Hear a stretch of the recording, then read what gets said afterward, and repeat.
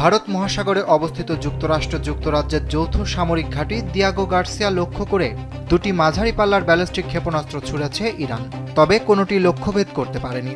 একাধিক মার্কিন কর্মকর্তার বরাতে এ খবর প্রকাশ করেছে দ্য ওয়াল স্ট্রিট জার্নাল। এদিকে সংবাদ মাধ্যম টাইমস অব ইসরায়েলের প্রতিবেদনে বলা হয়, একটি ক্ষেপণাস্ত্র মাঝপথেই বিকল হয়ে পড়ে।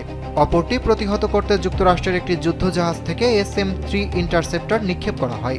তবে সেটি সফলভাবে ক্ষেপণাস্ত্রটি ধ্বংস করতে পেরেছে কিনা তা নিশ্চিত হওয়া যায়নি। অ্যাংলো মার্কিন ঘাঁটি লক্ষ্য করে কবে এই ক্ষেপণাস্ত্র নিক্ষেপ করা হয়েছে সে বিষয়ে নির্দিষ্ট কোনো সময় উল্লেখ করা হয়নি।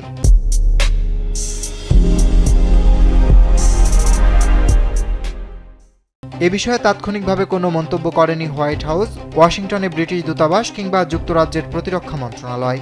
বিশ্লেষকদের মতে ইরান থেকে প্রায় 4000 কিলোমিটার দূরের এই ঘাঁটিকে লক্ষ্যবস্তু করা দেশটির ক্ষেপণাস্ত্র সক্ষমতা নিয়ে নতুন প্রশ্ন তুলেছে। কারণ এর আগে ইরান দাবি করেছিল তাদের ক্ষেপণাস্ত্রের পাল্লা সর্বোচ্চ 2000 কিলোমিটার পর্যন্ত সীমাবদ্ধ। ইরানের পররাষ্ট্রমন্ত্রী আব্বাস আরাকচি গত মাসে বলেছিলেন, তেহরান স্বেচ্ছায় তাদের ক্ষেপণাস্ত্রের পাল্লা 2000 কিলোমিটারে সীমিত রেখেছে।